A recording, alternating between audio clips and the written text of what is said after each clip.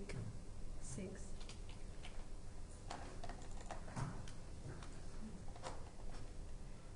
So, not sure if you have noticed that this week we are not going on what was planned on the weekly activities. So, some things to explain to you. Does this normally happen when Kia was using his laptop? Yeah. Yes. Okay.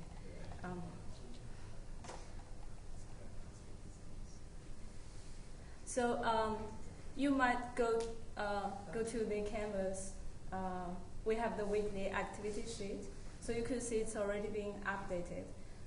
This week, because we received some feedbacks from you as the midterm comments, and say you want more feedbacks from us, and also for example, to slow down a little bit and do something more to help you with your assignments, something. Okay, let's try again. New due date 15. Pardon? Yep. So we give you 1 more week on the assignment. Is that assignment? Yeah, assignment due date. So you could have a good break.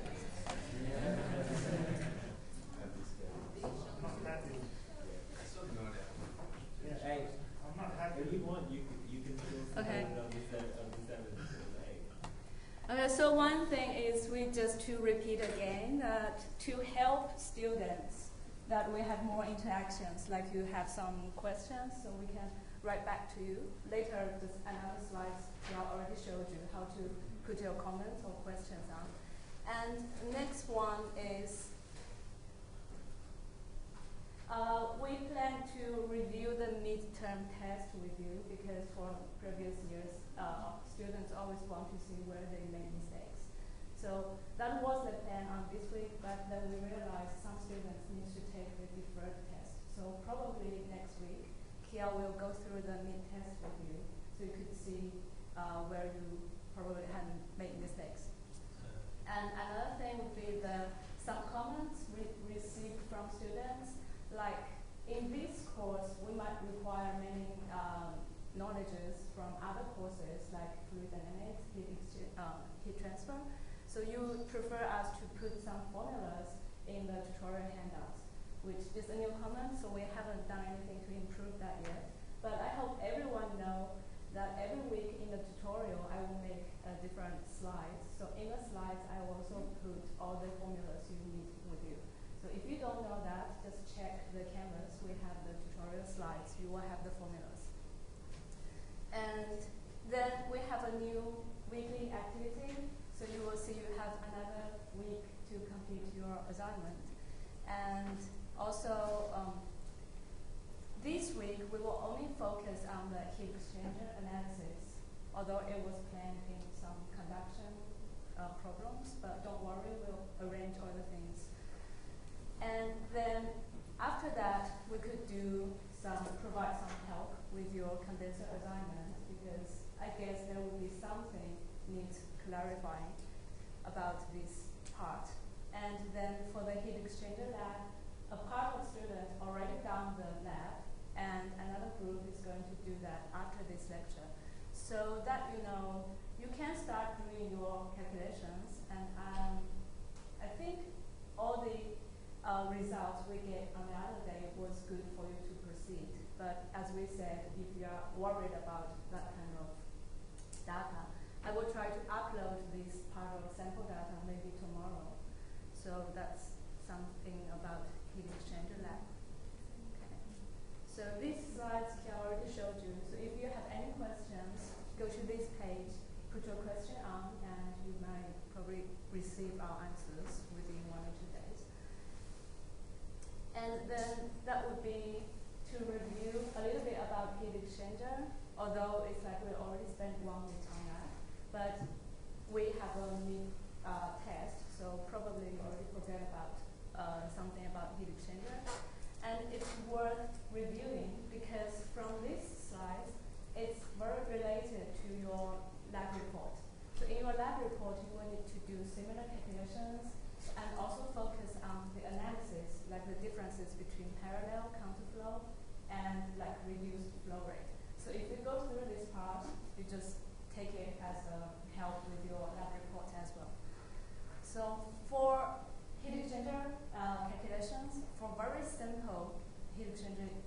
structures, you have pure parallel or counterflow. You just follow the log mean temperature difference to do the calculations, find out what's your heat transfer rate by using these log mean temperature differences. The only thing you need to know is which is delta T1, which is delta T2. So I guess you already learned that from lectures or the tutorials. And after that, something you need to know is like we need to discuss between parallel and counterflow why we say the counterflow is better than parallel flow. So if you could see that like the temperature differences between these two, you will always have a more constant and large temperature difference in the counterflow, and that might result in a smaller surface area needed. So that's some advantages of counterflow heat exchangers.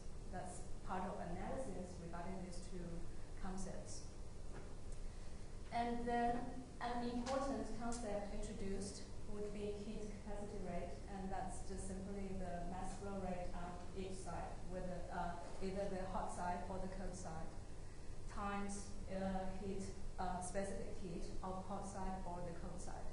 So this kind of information looks very like normal that you already know, but you need this kind of knowledge to answer some questions like what if you have infinitely long heat exchanger tubes? So the surface, what will happen if the surface area is infinitely long? We will do that analysis later, but that's related to the heat capacity rate, this concept. So you know if the heat capacity rate, they are equal, then you would see these two curves, the change of temperature on the hot side or the cold side might be very similar or like equal. But if you have one heat capacity rate become very small, then you will have a very sharp temperature change, and your curve will look quite differently. By utilizing this concept, it will be related to our calculation of NTU and effectiveness method. So in the lab session, we are analyzing a reduced flow rate. Then just refer back to this slide and see what kind of analysis you could have on. So it comes to the first method we introduced for heat exchanger analysis. That would be if you have multipass. So you cannot really tell your flow inside the tube is pure parallel or pure counterflow.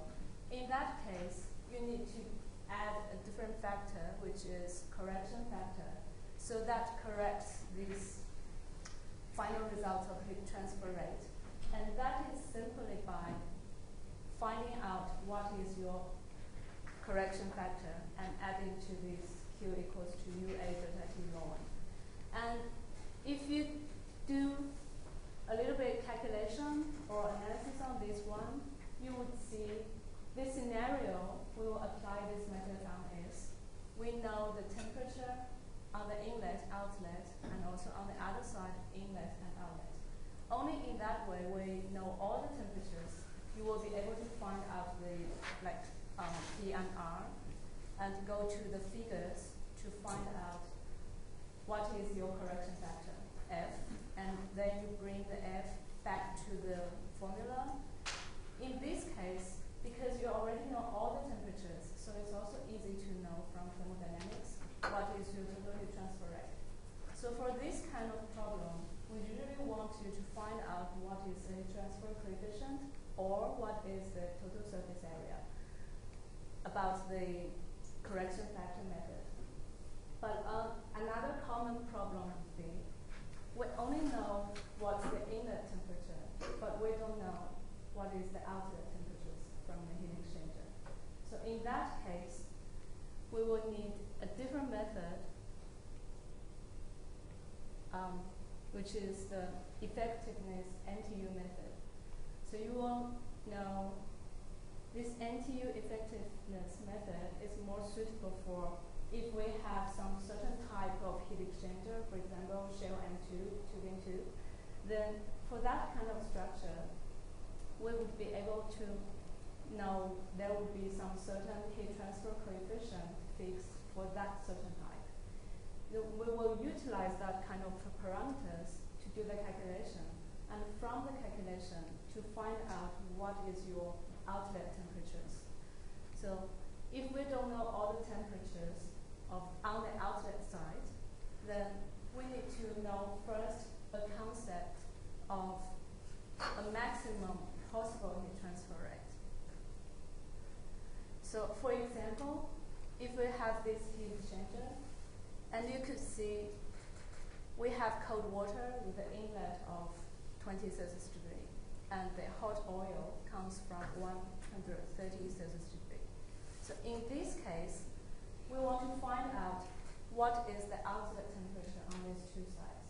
So what we can do is we utilize this method, but we need to know what is the maximum possible heat transfer rate. So it's a very ideal scenario.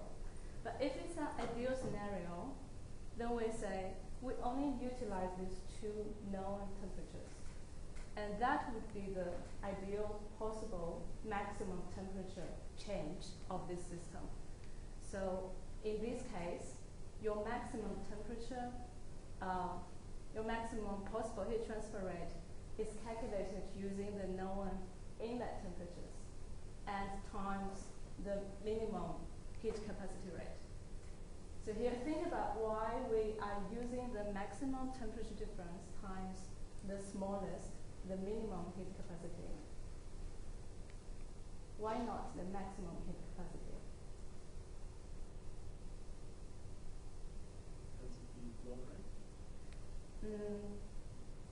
Yeah, flow rate m dot. So this capital C heat capacity rate is calculated from flow rate and times the heat, specific heat. But here, we still need to go back to think about if the flow rate on the hot and cold side are equal, then the temperature, and also, for example, the same fluid, so the specific heat are the same. So the temperature change on hot and cold side will be the same, right?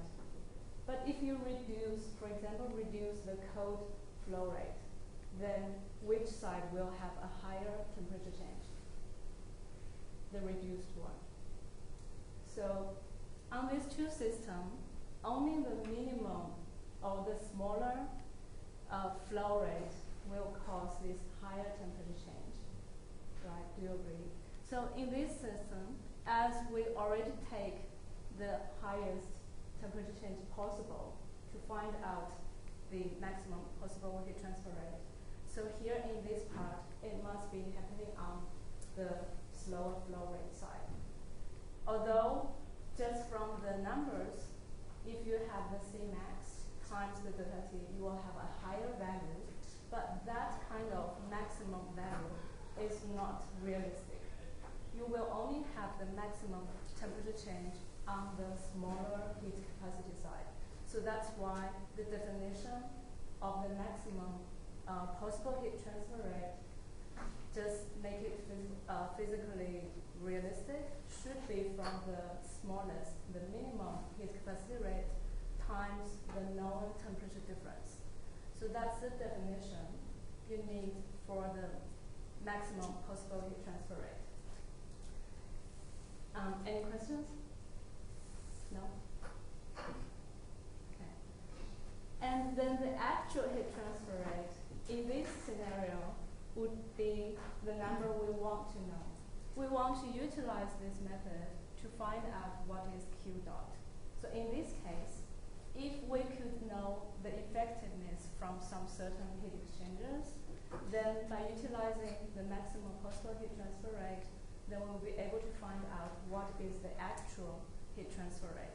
So now the problem would be, firstly, you can find out Qmax from the inlet temperatures, and the second problem would be, what is the effectiveness of different type of heat exchangers? But you know that we can do a lot of experiments and get a lot of charts or tables to find out the empirical correlations to find the effectiveness. So from this one, what you need to know is the definition of the maximum possible heat transfer rate. And we use the smaller value between the heat capacity on the smaller one of these two. Okay, so for example, still utilizing this one, you would see, firstly, you need to find out which one is the C minimum you need to take. So on the hot water side, you have, I think, a typo here. So on the cold water side, should be the mass flow rate on the cold side times the specific heat of the cold fluid. And on the hot water side, should be m dot h. So the mass flow rate of the hot fluid times the specific heat. So by comparing these two, the smaller one is 92. So that would be on the hot water side. So when you are calculating the maximum possible heat transfer rate, you use the smaller one times the known temperature difference from the two inlets, and that will be the maximum possible heat transfer rate. Then you will need to utilize this value for the further calculations.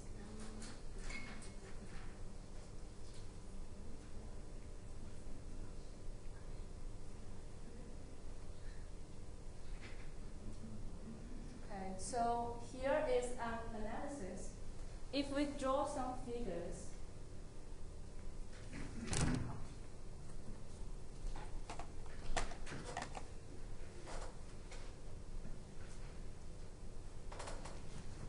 this is a counterflow.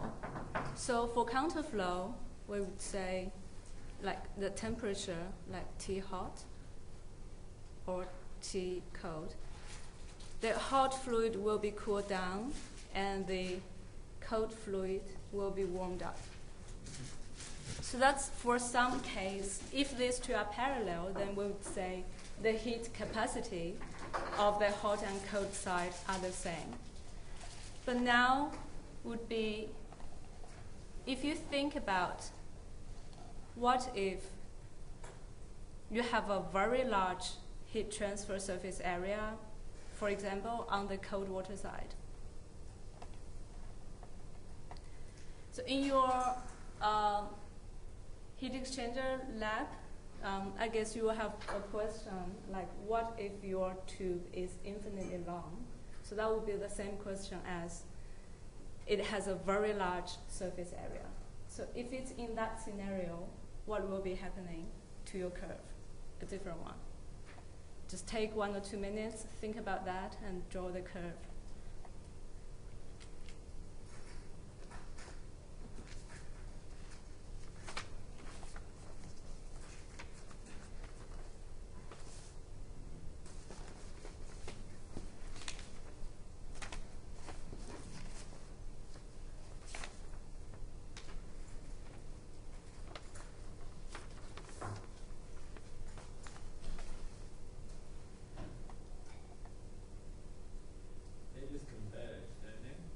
Yes, they will converge. But if we say we only fix on one side, then just to read.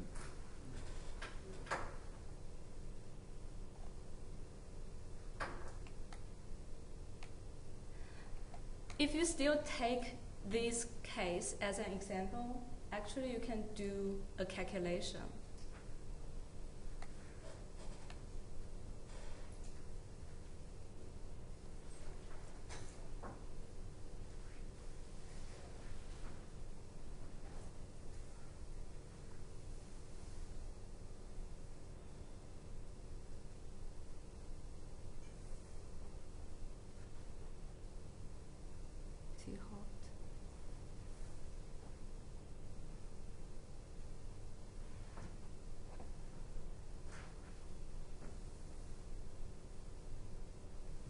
So for the hot water, as we firstly determined, which is C minimum, is on the hot water side. So if we say, like, ideally, we would know the hot water will change from the temperature of 130 to 20 Celsius degree. Just ideally to have that change. But because the heat transfer rate on the cold side and hot side are equal, you will also be able to just find out. Also a typo.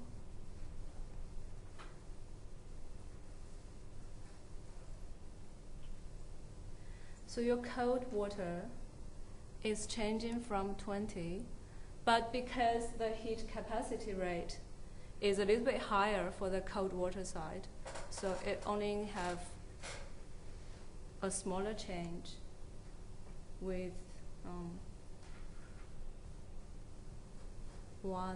about 117 Celsius degree.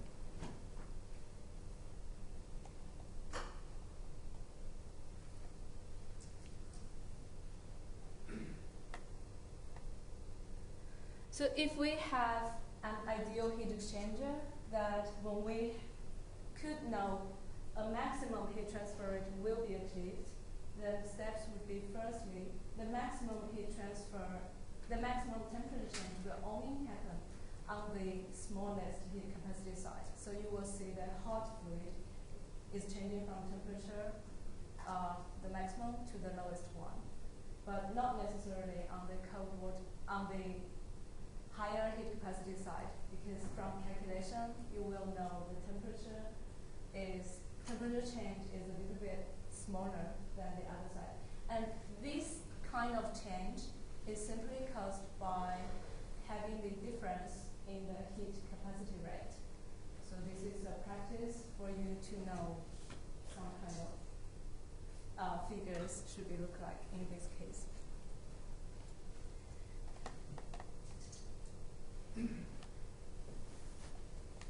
Okay. So, any questions? So hope everyone understands that we emphasized on the Qmax because it's really important for your calculation.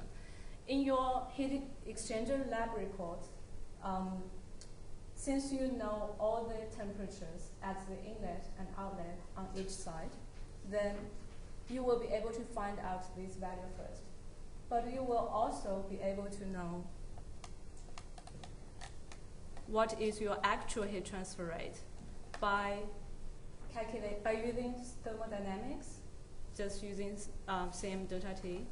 That means you can just calculate what's your heat transfer effectiveness by using your lab results. But that's only because in the lab we have measured so many temperatures, so you can utilize this one. But normally, what we will do is to find out the effectiveness from some charts and tables. So if we have this formula that we can find out the actual heat transfer rate from the effectiveness and the maximum heat exchanger capacity, the maximum heat transfer rate, then some analysis, this one is really simple, that what if you have the minimum heat capacity on the cold side? If it's on the cold side, then you can express the total heat transfer rate by the cold side so that your heat capacity could be cancelled out. And when it's cancelled out, your effectiveness is just being calculated from the temperature differences. And if it's a different case, then you use the other side, then cancel out the heat capacity rate, so then calculate this from the temperatures. This slide is really simple. Okay. So now when it comes to the NTU method, we will need to learn how to utilize these parameters to find out the epsilon. Then you will need these two definitions. The one concept is the number of transfer units, NTU, and you could see it's calculated from the heat transfer coefficient, capital U, times the surface area divided by the heat capacity rate of the minimum one. And for this one, so as we said, this method is more commonly utilized for we don't know the outlet temperatures. But if we don't know that, we must need some other parameters for us to find out some results. So in this case, the heat transfer coefficient of this heat exchanger is normally known. For example, if you buy a product from the specifications, you will know what is the heat transfer coefficient from this one. So by using these parameters, the known parameters, and also surface area, you will know what is the number of heat transfer units. So for this one, of course, if a higher NTU number, then that indicates a larger surface area. That's the first parameter you need to calculate. And the second one would be the capacity ratio. So because like it's the same as all the other experiments, how they do to find out the correlations, they use some dimensionless numbers. So in this case, they dimensionless some numbers and do a lot of experiments and then find out the correlation between these parameters. So there would be a table for you to calculate what is the effectiveness. So for example, if it's double pipe heat exchanger, if it's parallel flow, it's this expression, and if it's counterflow, it's a different one. So you need to determine what type of heat exchanger you are using, and also sometimes you need to determine whether it's parallel or counterflow. Then you will only need to find out the NTU number and the heat capacity ratio number. Just go back to these slides and use the heat transfer coefficient, surface area, heat capacity rate, and also capacity ratio. So from the table, you can calculate a more accurate number of the effectiveness, but you can also utilize some charts. So it's a similar way. You determine which heat exchanger you are calculating and also the direction of the flow. Then the horizontal coordinate would be the NTU numbers calculated from the expression, and the curve is indicating the heat capacity ratios. So from these charts, you will also be able to find out what is the effectiveness. So those types of heat exchanger are very simple to tell, but sometimes if you're asked about a question like more complicated structures, just be careful about like cross flow with fluids unmixed or some types of fluid mixed. So that would be just imagine, for example, you have some separated flow. For example, this one is water and water going in this way. And then you will have air to exchange heat. So in both directions, in both fluids, the water is not mixed and also the air is not mixed. So in that way, it's cross flow with both fluid unmixed. But a different one is, for example, for shell and tube, or similar to shell and tube, then you will have one fluid flowing in pipes with unmixed, but on the different side, you will have some mixed flow.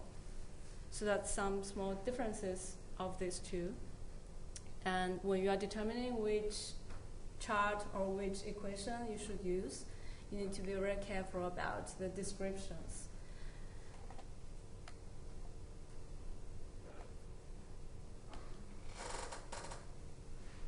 Okay. Basically, we will just need to use NTU and C, but there will be also some analysis about this part. There would be some steps which would be similar to what we have introduced already. If you know enough information about temperatures, then it's easier for your calculation just to do from thermodynamics and find out some from the energy balance. But a different one is if we don't know the temperature at the outlet, then we have to utilize some other information. We have to utilize some heat transfer coefficient to find out what's NTU and heat capacity rate first. Then we get this epsilon. When we get epsilon, then the rest of the question would be really simple, as the actual heat transfer rate is simply your effectiveness times the maximum heat transfer rate. And hope you still remember what is the maximum heat transfer rate. So as we explained, from the known temperature difference from the inlets and also the smaller heat capacity. So all those information are back in the slides, so you can have a read about this. And then when we know there would be an effectiveness, then we can have a look at these two curves. For parallel, you have a very sharp increase of effectiveness, but then it goes almost flat. And for counterflow, it's also very huge increase at the beginning, but in the end, it also was increasing compared to the parallel flow. So what does this figure tell us?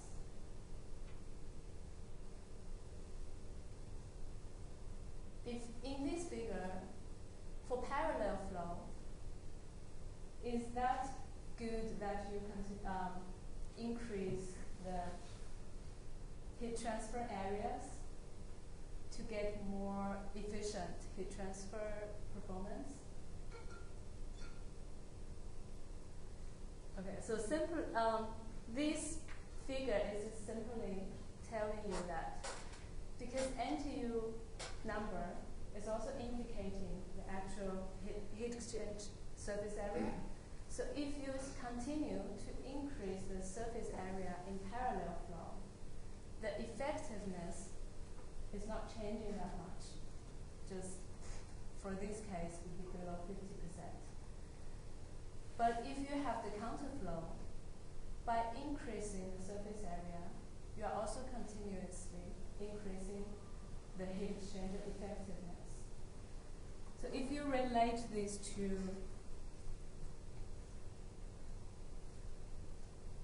the two curves of parallel flow and counterflow,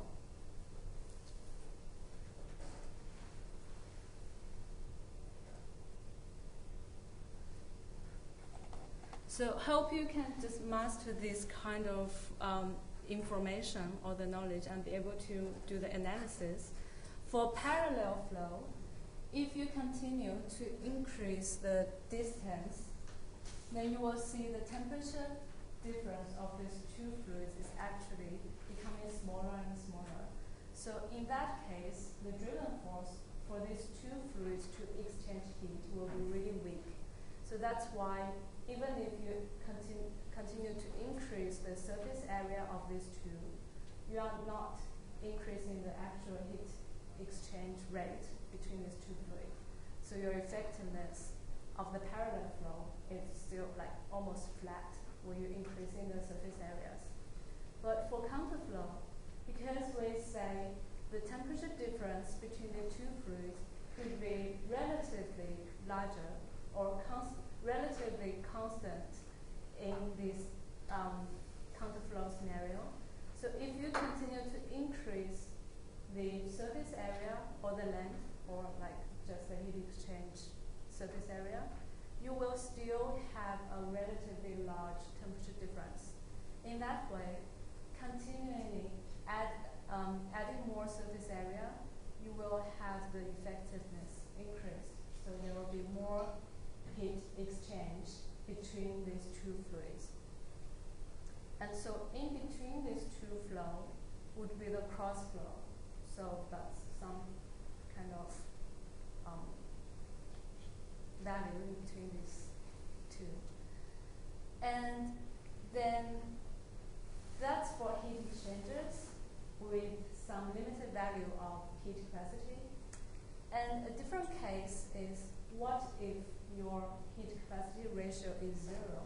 That means one fluid is having a very small, just comparing to a different one. So there must be one fluid has a relatively huge or infinite heat capacity rate, so that the minimum one would be considered as 0.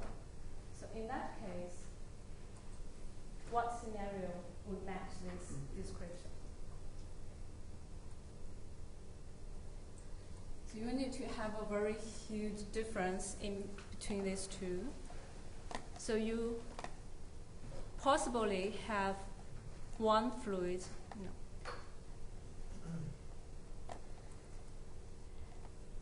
For example, in the river, in the lake, that has a very huge heat capacity rate, and you have a small tube try to exchange heat with that kind of huge reservoir. That's when your heat capacity ratio is 0. And it also could be explained as when you have a boiler or condenser, so you will have constantly a huge heat capacity on the hot side or the cold side. So that would be the case of when we have a maximum smallest heat capacity ratio. And in that scenario, you can always have this effectiveness increasing if you continue to add more surface areas. But a different one is when you have heat capacity ratio as 1, then that basically these two heat capacities would be equal. Then the temperature change on both sides will be the same. So from these two figures, you could see also some differences in the change of effectiveness. So at the beginning, it increased quite sharply. And after a certain range, when you continue to increase the surface area, or actually the number of heat transfer units, the effectiveness just was more or less change in it. So it's saying if you start to increase the surface area just from the beginning to a small number, for example 1 or 1.5, you are having a very good way of efficiency between the surface area and also the final results of the heat transfer. But if you continue to increase the surface area, then it might not be a very economic way to do that, because you are adding more materials, more cost on that thing, but your effectiveness increase is not that much.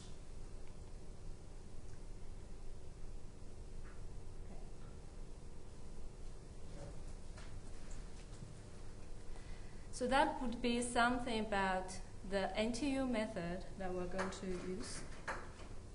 Okay. So then, maybe we'll take 5 minutes or 10 minutes rest, and then let's do a practice together.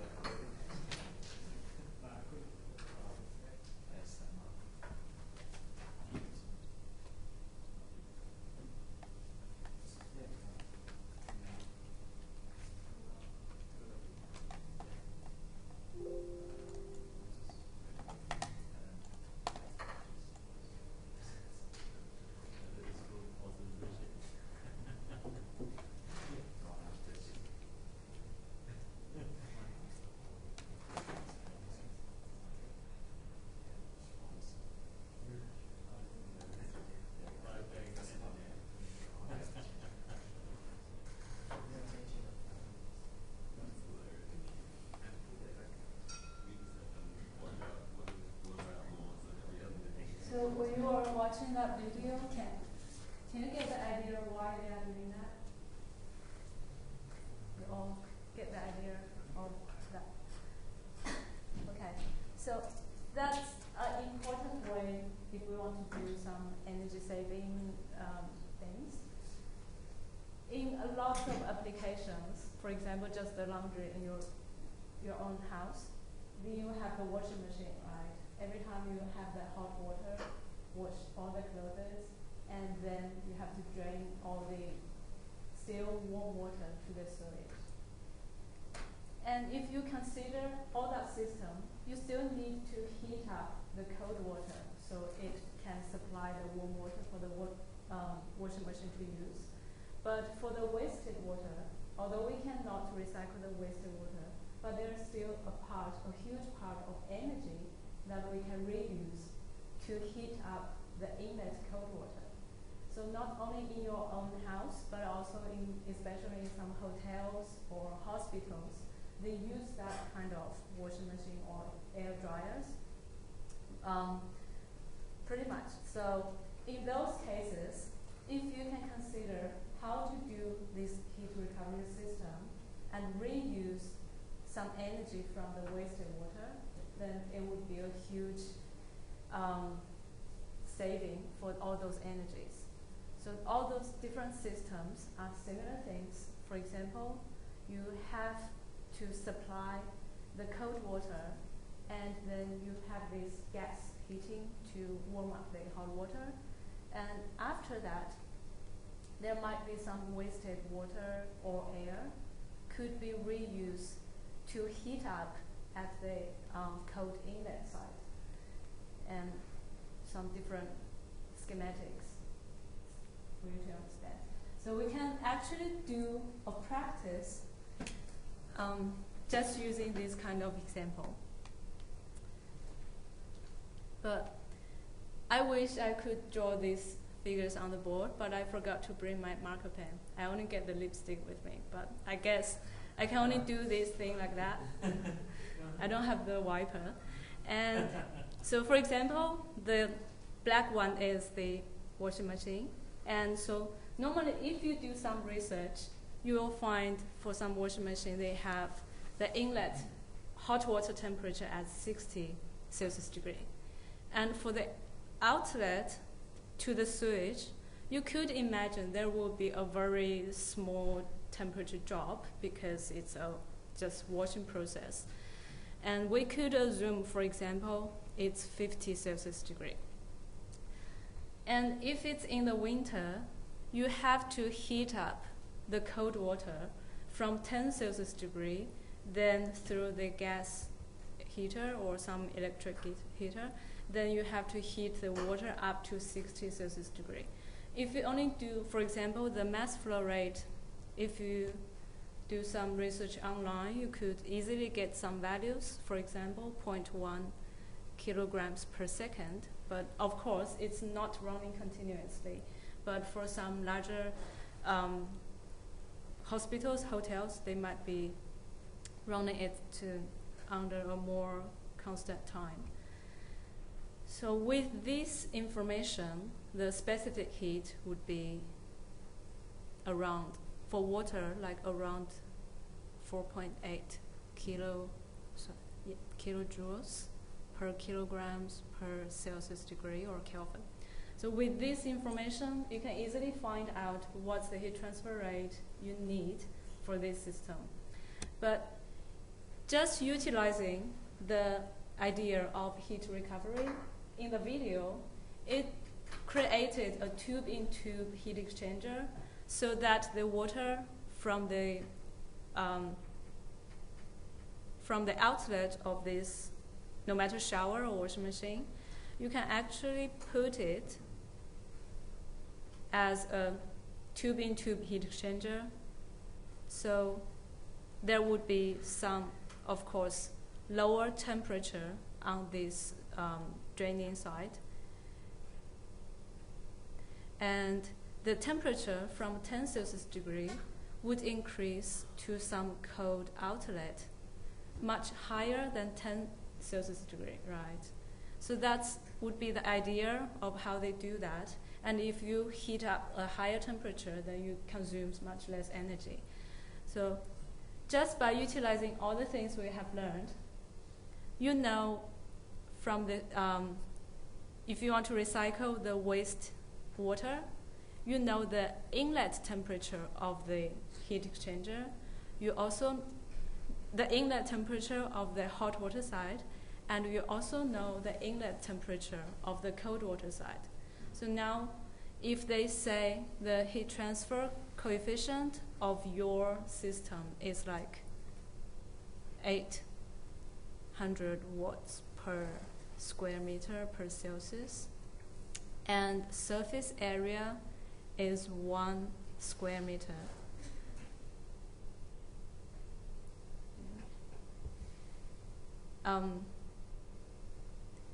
Can you do a rough calculation about how much energy you can save from this one?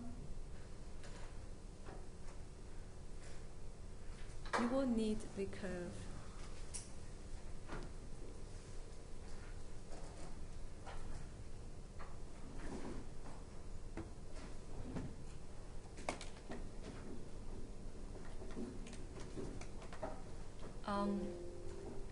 I will copy this NTU method for you.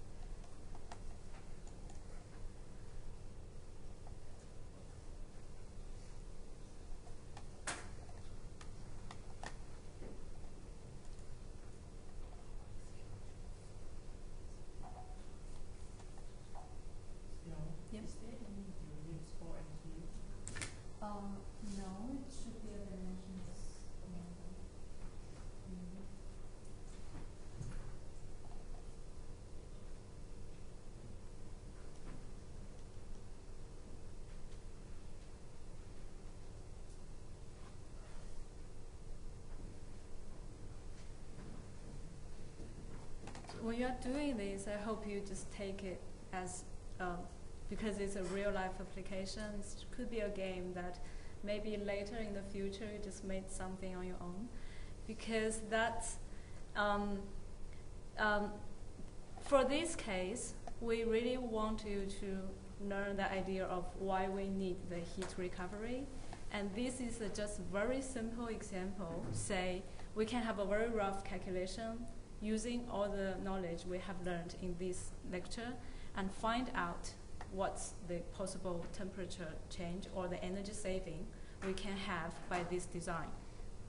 So just utilizing all these parameters, for example, just you can have the measurement, what's the inlet temperature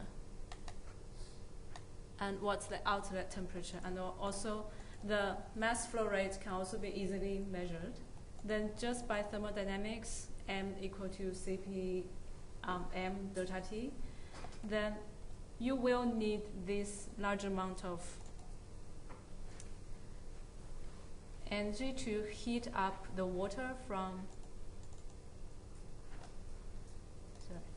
should be the 60 to 10, so that's 24 kilowatts. So it would be a little bit exaggerated value because we are considering it as a steady state. It's continuously with this mass flow rate, but in real life it's not. But this is just a way to showing how the calculations could be.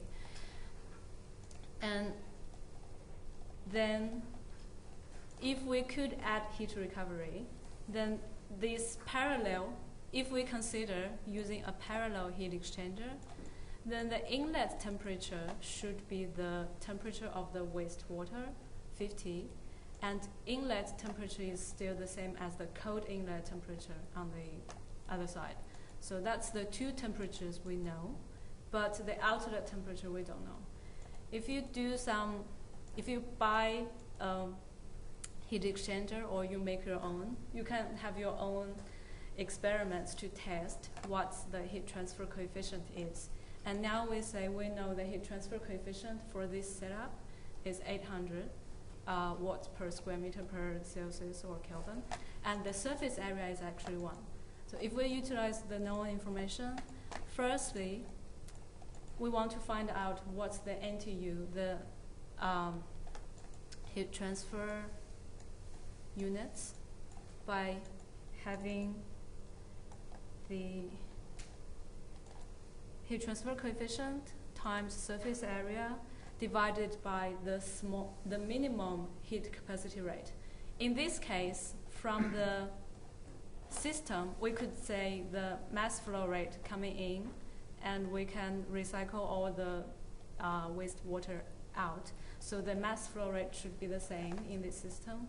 So you can just utilize either of the mass flow rate 0.1 and also divide it by this heat capacity, specific heat.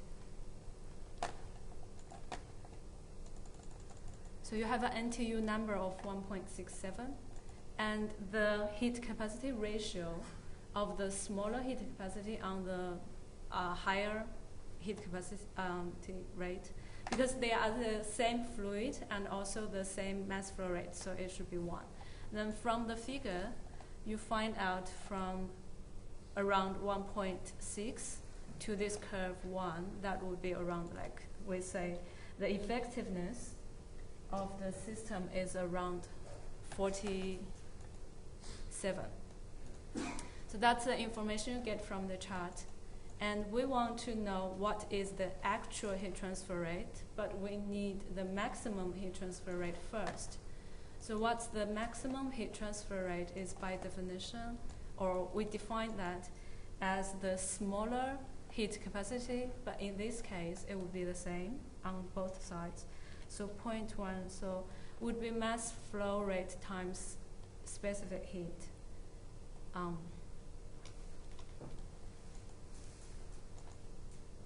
And times the temperature difference of the two known temperature.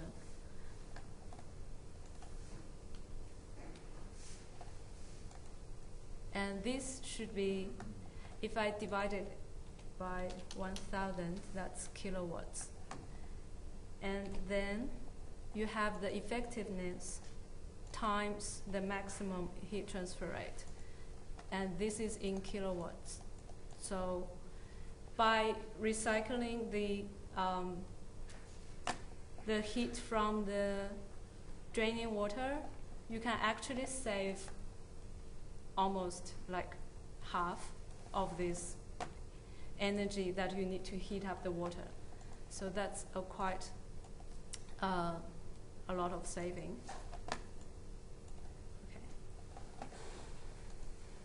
So hope by this combination, firstly, you could understand this huge potential of doing heat recovery of the current system. It's a lot of improvement you can do. So you can think about in real life, in what areas you can do a similar system to have this heat recovery system. And also by utilizing the NTU method we just introduced, you can find out what's the actual temperature change and also the heat transfer rate. Okay. So that will be some other applications, like in the ventilation, we also recycle the warm air to heat up the inlet air. In that way, we have higher heat energy efficiency. So there are some additional videos for you to watch. So that part would be the conclusion of heat transfer. And all the information introduced in the slides, like the analysis, those parts should be reflected in your heat exchanger lab report. Just following the template and do as much analysis as possible. So that's the heat exchanger analysis. And next, we might do something to explain on the shell and tube assignment.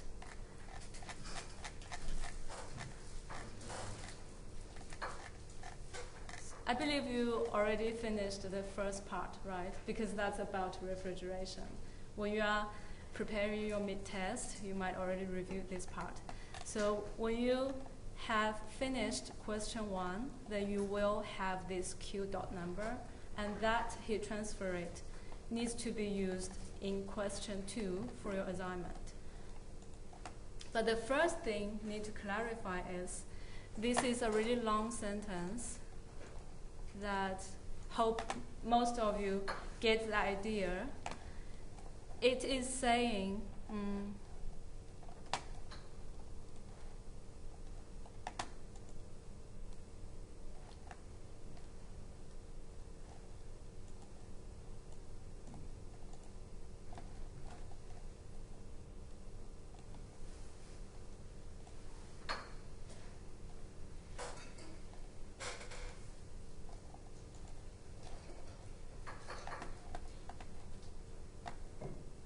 can I have a pen on this Adobe Reader?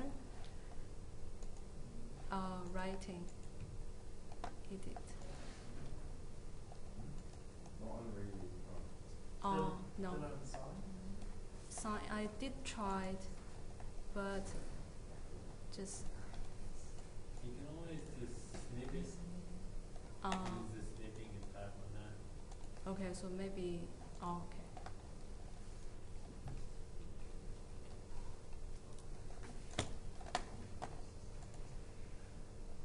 Just need to make sure everyone understands this sentence is saying. For example, you know what is your saturation temperature. For example, I'm saying just a random number, 100.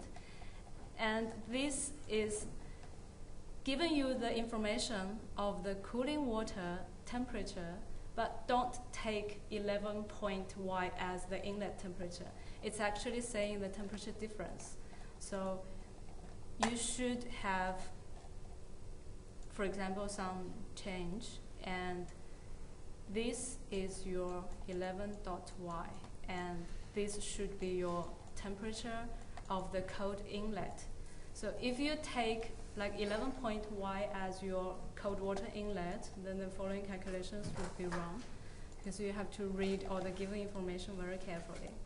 And it also says the increase by 6 Celsius degrees, so that's also saying your cold water outlet temperature would be like increase by 6 Celsius degree. So you need all the informations to find out what's your inlet and outlet temperature first, and make sure those are correct information, and then continue your calculation. So I guess the first one would be really easy for you. You can find out the water mass flow rate. And then starting from the second one, we always have students asking what does it mean by 1 tube per pass or 2 tube per pass.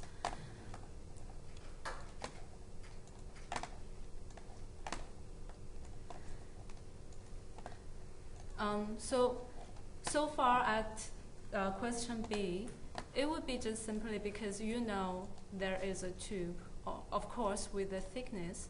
So your surface area or your cross-sectional area to find out the velocity must be the inner cross-section area. And if you have, like, for example, pass, that would be thinking about maybe many subdivisions inside the heat exchanger. And if you only have 1 tube per pass, then you only have like the inner tube going through the pass once. So that's 1 tube per pass. But if you have 2 tube per pass, then you have 2 tubes inside this pass. So the difference is, in this case, if you have the mass flow rate flowing through this heat exchanger, then it is only flowing through this inner cross-section area once. But if you have 2 tubes per pass, it's the same amount of mass flow rate, but it's passing through 2 times of the cross-section area. Is it turning, or is it going down 2 tubes? Is it going down one, turning around again and coming back up one? Yes, it will. So that is 1 pass. Just cross out this one. So you can consider these 2 blue lines as 1 pass, and then you will possibly go through a different pass, and so you will have the same tubes. It might be in a banded tube, or would be a sudden jump. So that's 1 pass.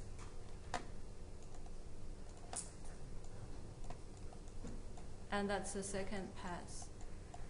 And that's your tube. So 2 tubes per pass. So that's what it is referring to. So you can also see from the information given, if you only have 1 tube, then you have 18 passes. And if it's 2 tube, that's 9 passes, because you have 2 running in the parallel way, but the total surface area, like the total length of the tube, should be the same. You just use the same total length and subdivide it in like how many tubes per pass. But the total length is the same, because the total heat transfer rate we are asking for should be kept the constant. So that's for question B. And then for question C, just do the sketching and find out what's the overall thermal resistance. So that would be just simply from the very basic equations, like just Q equals to UA delta T ln, and then also like delta T ln divided by the resistance. You can find out this one. But in this case, when doing the sketching, just to make sure you all get the correct idea of how this sketch should look like. If you are not sure, just refer to the heat transfer course. We have explained these 2 scenarios. One is constant surface temperature, another is constant heat flux. So you should determine which one suits this scenario. And especially this is condenser, and what's the character for condensation. on the temperature change for the sketch. And the fourth would be we need to find out no foul.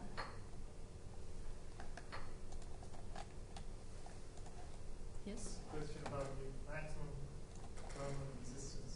Mm-hmm. Which one? Oh no, the C, yeah? Yeah, so is it, what sort of equations do we use maximum? All the formulas you can think about. Actually, if you think about that, there will be only two ways. One way is to find out from Q equals to UA delta T, that one. Another one is we explained from tutorial, say we need to find all the individual resistance, add together and find out the resistance, right? Do you have a third way to do that?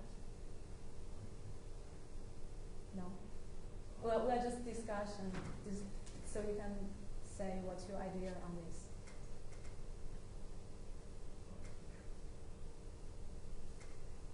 We could just list all the equations we have learned and which could give us the resistance or heat exchanger like coefficients.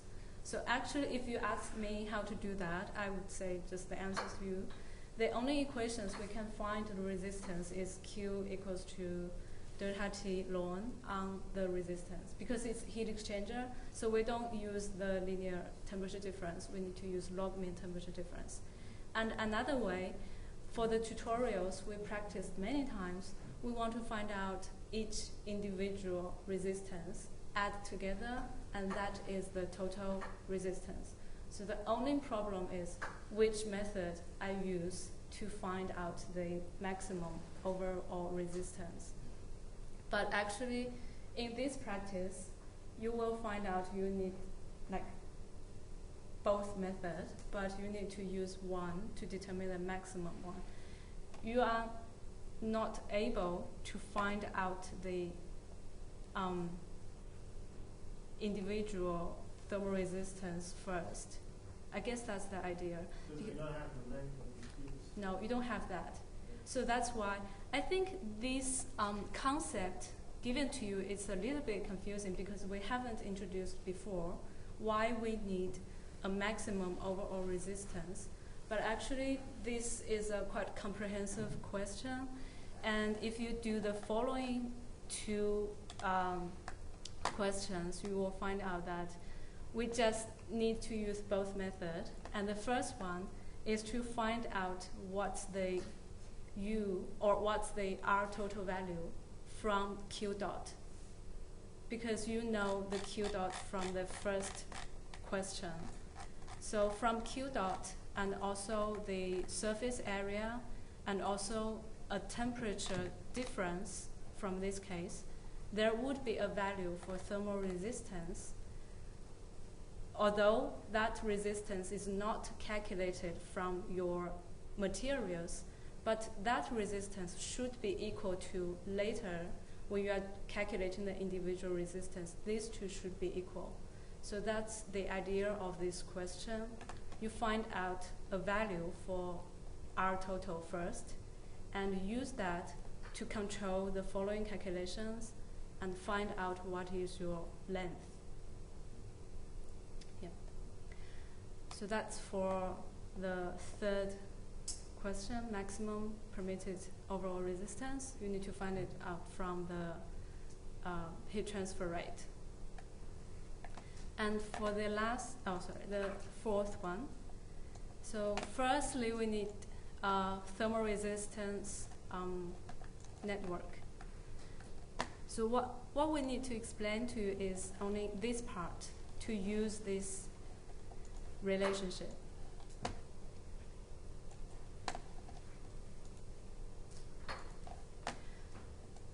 Only this relationship given to you might be a little bit confusing, so we need to explain this one. But by explaining this one, we need to find out a thermal resistance of this case. but of course I'm not giving the answer to you. But for example, if we have like a resistance network, a serial resistance network, we need to utilize the information. So for example, like R1, R2, and R3. Not necessarily just 3 resistances, but if you use this one, the question is firstly to find out the length, right?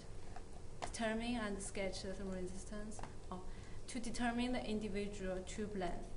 So as we mentioned in the previous question, if it's just for heat exchanger, like all the convective heat transfer problems, you can always say it's UA delta T. In the heat exchanger, it's delta T ln. And from this, you can find out the resistance. And this value is from the known heat transfer rate and the known temperature. And we need to use this information to find out what is the length, actually just to find out what is the area of this pipe. So there would be the maximum resistance from this equation, and that should be equal to all the sum of your individual resistance. But just because you are calculating all the individual resistances, there is a resistance caused by condensation. So by condensation, you can go to the lecture slides, and that will give you an empirical correlation to find out what's the heat transfer coefficient of condensation. But to find out this one, you'll find it's a very complicated correlation, lots of information, and you also need the temperature difference to start with, which is the saturation temperature minus surface temperature. You must need this information to calculate what's your total resistance. Then you would be able to find out L. But now the problem is we don't know this difference between saturation temperature and surface temperature. For example, if this is saturation temperature and if this is surface temperature. So there must be a relationship for us to control that. If we guess this start, for example, we guess it starts with a temperature of 10, and we do the calculation, but it must follow the relationship between the total resistance equal to the R maximum one. So that's the idea of this equation given to you. And it also gives you a hint of starting your guess with a fraction of like 2/3. So that means you need to start with an assumption, not 10, but like 2/3 of the log mean temperature difference. Then you have something to start with. When you calculate this one and you bring into the calculation, you can actually find out a result. That's your R condensation divided by R total, and that is from your first calculation or first iteration. And this value comes from your assumption, which your assumption is like about 60, like this, that one. And your results should also give you a ratio between these two. But these two from the first iteration might not be the same. For example, this one gives you a different value of 0.4, which is just from in the calculation steps. And then you just need to utilize the second results and continue your calculation until your assumption, which is the first initial guess of the temperature difference here, equal to all your results of this idea. Actually, we have done the iteration of this calculation many times, so I guess you know this idea about how to repeat the calculation until all the results converged. It's only for this case, we suddenly give you a relationship and you might not be able to understand immediately what's this asking for, but it's no difference from all the other practices of iteration. Okay.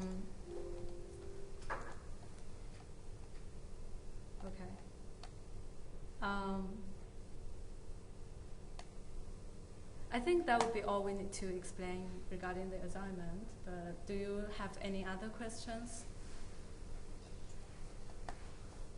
No? Yeah. Okay, so that would be all for the lecture today.